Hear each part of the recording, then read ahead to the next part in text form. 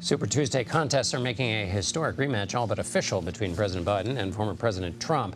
According to a recent CBS News poll, Mr. Trump is the frontrunner for now. He leads the president by 4 points nationally. That's his largest lead to date.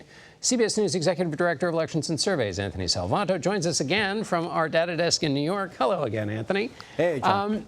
We're still 7 months away from the presidential election. Obviously, a lot can change. But let's start with the president's weak spots going into November. What are they if he's trying to fix them between now and then?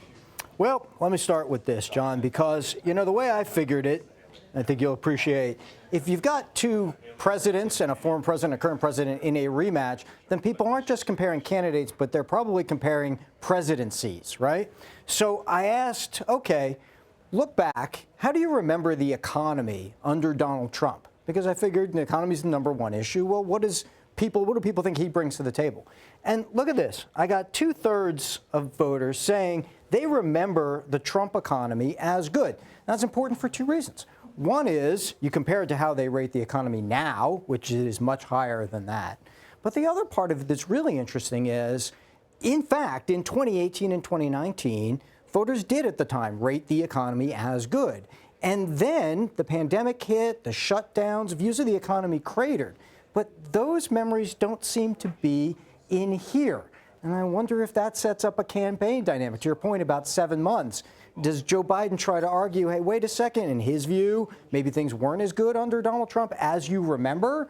But he certainly has this gap here between that current rating and that memory, John.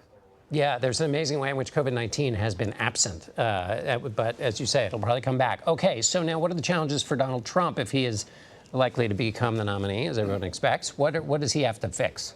Well, there's a couple of things that I think are important. And one is we're going to hear a lot about democracy, who's a threat to democracy. Both campaigns are going back and forth on that, right? Now, we know that when you ask people if they believe that Donald Trump tried to stay in office beyond his constitutionally allotted term and tried to do so by what they see as illegal means, this group of folks, it's 44% right now, they are overwhelmingly voting for Joe Biden. Okay, so that part is baked in. But to your question about what is a weakness for Donald Trump, if that number were to grow, and we see some echoes of that even in the exit polls now where we ask if Donald Trump were convicted of a crime, would he still be fit to be president? That all speaks to this dynamic because it cuts so directly to vote. And if you want to talk about a potential weakness, it may be that first and foremost. Does that number move if, in fact, he does get a conviction, if, in fact, the Biden campaign can further that argument about what happened after 2020, John? Anthony Salvanto at the Data Desk. Thanks, Anthony. Thank you.